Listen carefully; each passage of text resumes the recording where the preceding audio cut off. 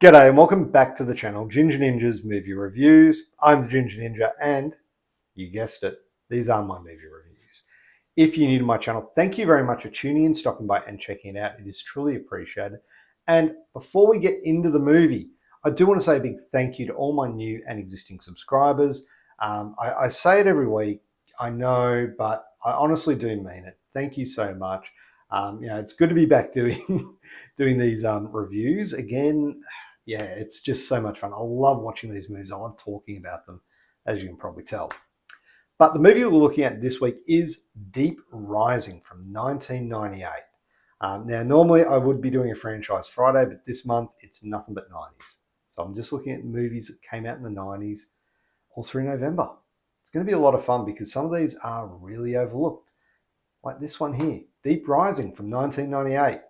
It was directed by Stephen Sommers, which is a name we're all familiar with. He's done a bunch of movies. You can look him up on IMDb if you don't know what he's done, but definitely recommend you check out some of his flicks. They're a lot of fun. The film stars Treatwilliams, famkejanssen, Kevin Joconnor, wesstudi, jasonflemyng, Cliff Curtis, trevorgoddard, and djimonhounsou. Hope I'm pronouncing that right. Now the plot. A heavily armed hijackers board a luxury ocean liner in the South Pacific Ocean to loot it, only to battle with a series of large-sized tentacled man-eating sea creatures who had already invaded the ship. Yeah, I hate it when that happens.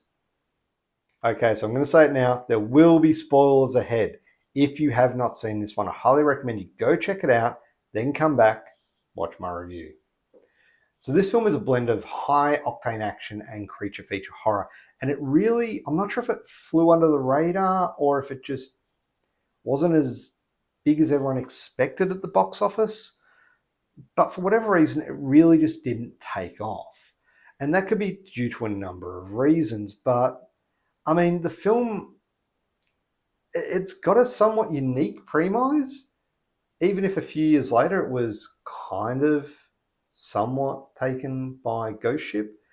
It's got exciting action sequences, it's got a very interesting creature design, and it's got buckets of blood. So what went wrong? Why wasn't this a bigger film?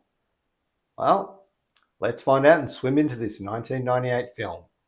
In a year where a half vampire, half human protects the mortal race from evil vampires and saves Marvel Comics, the first film to gross $1 billion, Titanic, also won 11 awards at the 70th Academy Awards, including Best Picture, and 2 dueling science fiction disaster films about asteroids were released.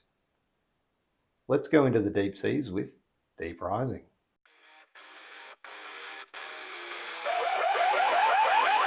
Like big bushy, Ginger Ninja on the prowl, smacking on pretenders with a salty caramel growl. 60-second flicks, reviews hotter than the sun. Sword master, underwater battles never done. Vodka shot, steady hand, cold as ice. Critics in the crosshairs, he don't think twice. Movie scenes dissected, sliced with precision. Beard game strong, legendary vision.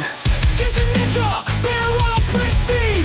Voice flashing waves, no denying he's a king. Salted caramel lessons, leaves him in awe. Movie review, assassin laying down law. Ginger Ninja, barrel pristine. Voice slicing waves, no denying he's the king. Salted caramel essence, leaves him in awe. Movie review, assassin laying down law. Bear oil prepped, ready for the fight. Where the sharks afflicts, he conquers the night. From silver screens to ocean depths below, Ginger Ninja reigns, that's all you gotta know. Bear oil stash glistening in the light. Mixed vodka with knowledge crafted in sight. Shark fin haters, they scatter for sight. Ginger Ninja's wisdom, looking dynamite. Legends we crafted from tales people tell. Something caramel dreams in a vodka infused shell. 50 seconds flat, analyze it with flair. Ginger Ninja forever, ain't nobody compared. Now let's have a look at the cast. And this has a stacked cast of well-known names in various genres. It's led by Treatwilliams, who, sadly passed away recently. And while he may not have been a household name, he is the perfect hero here. He brings a very rugged, laid-back charm to the role of Finnegan. Famkejanssen plays the resourceful thief Trillian, who brings a little romance to the otherwise very testosterone-heavy cast. The banter and chemistry between the two bring a very light-heartedness to the very dark premise. Most of the other characters are your typical movie, fodder with little backstory or depth, and it's clear that it's what they are. They are meant to be fodder for the monster. Audience looking for someone to root for may find it hard to connect with any of these characters on more than a surface level. Though I do have to say they dive into their roles with an over-the-top enthusiasm that works in the film's campy behaviour. None of them do a bad job. Their characters are just very superficial. The only exception to this is Kevin J. O'Connor's character of Joey Pantucci. He's the ship's mechanic and comedy relief, and he's a lot of fun. Like, he just has these one-liners and just sarcastic remarks all throughout, and it's just a lot of fun to see his character through the film.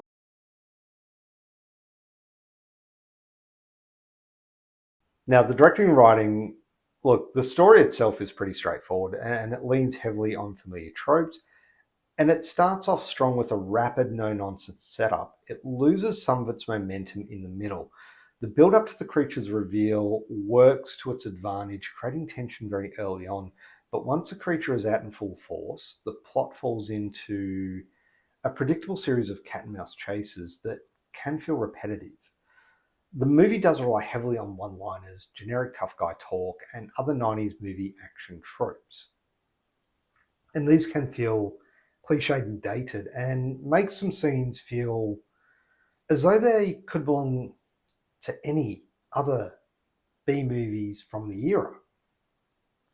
Summers absolutely nailed the B-movie aesthetic, though. And some scenes feel like they're almost a homage to Sam Raimi's style of filmmaking, with quick close-ups of characters throughout, like they zoom in really quickly. You know how I'm trying to think of movies where he does it, but Evil Dead, obviously, he zooms in on the face. He did it in Spider-Man as well. He's done it in a lot of films. Drag Me to Hell, it's his signature style.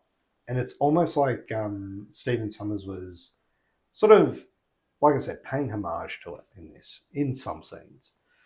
Now, Deeprising definitely has a very much a horror vibe, but it leans heavily into action, with over-the-top sequences that embrace its own absurdity. There's a lot of gun work, there's a lot of guns in this, so, bullets are blazing and whatnot. It is almost as if the film knows it's being campy and leans into that a little bit.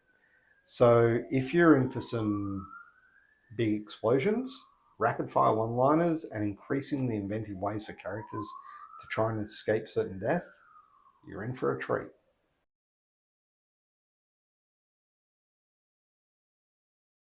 Now on to the effects. And look, what can I say about the effects? It's a mixed bag. It's got great practical gore, good CGI, and also what the fuck CGI. Now, the CGI, which probably at the time was groundbreaking, it does look a bit dated by today's standards, but you've got to remember this is from 1998. So, what's that, 26 years ago? I don't know, it's a long freaking time. Anyway, it's still creepy enough to make you squirm. Summer's attention to detail with the creature's anatomy and the wet dripping tentacles, the textures on them, it adds a level of visceral horror. To me, these tentacles reminded me of the ones that would be used in The Mist as well. So, yeah. The physical effects of the bodies left in the creature's wake, these half-digested, gooey, bloody, dripping skeletons, they all add to the film in a positive way. Where it all failed was, for me, the ending.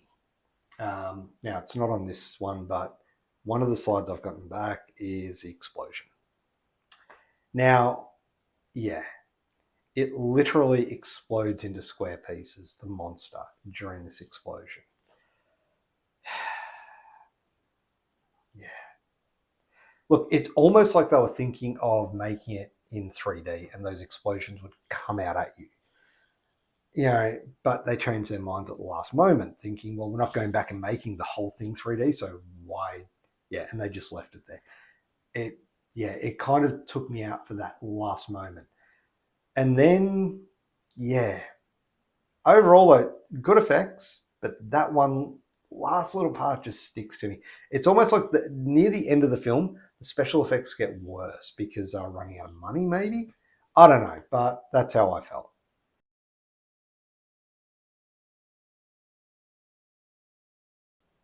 So, on to rewatchability. For everything that is wrong with this film, there is also so much right about it. The cast are really good. They're a lot of fun to watch. You know, the special effects. Yes, there's some bad ones near the end, but overall, it's really good. Yeah, and look, it's not one that I do revisit regularly, but when I do, I always enjoy it. So will I rewatch this one? You bet I will.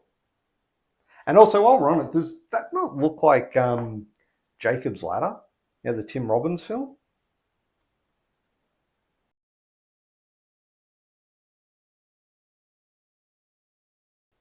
Now, overall, Deep Rising stands out as a guilty pleasure rather than a classic.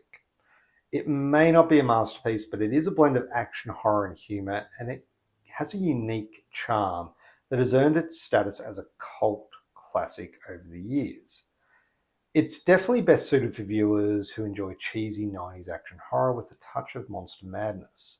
So for that, Deep Rising is definitely a treat. See what I did there?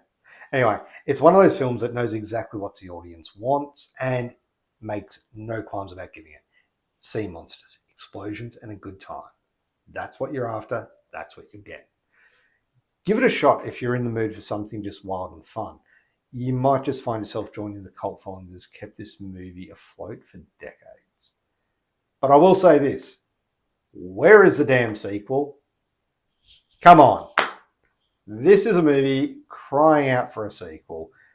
And I reckon this is due to the fact that it didn't do too well back then, but come on. We need a damn sequel. Anyway, for a score, I would give this one an 8 out of 10. And there you have it, my review of Deep Rising. Have you seen this film? If you have, let me know what you thought of it down in the comments below, because I'm keen to hear your thoughts as well. I obviously, as you can tell, I do enjoy this one. It's a fun movie, but I want to know what you guys think of it. Let me know down in the comments below. And if you haven't already, hit that thumbs up button, be much appreciated. And of course, you've made it this far, you might as well hit that subscribe button and hit that notification bell so that way you're notified every time I do release a new review. Anyway, look, I'm going to get going. Thank you very much for watching. Have a great day. Bye.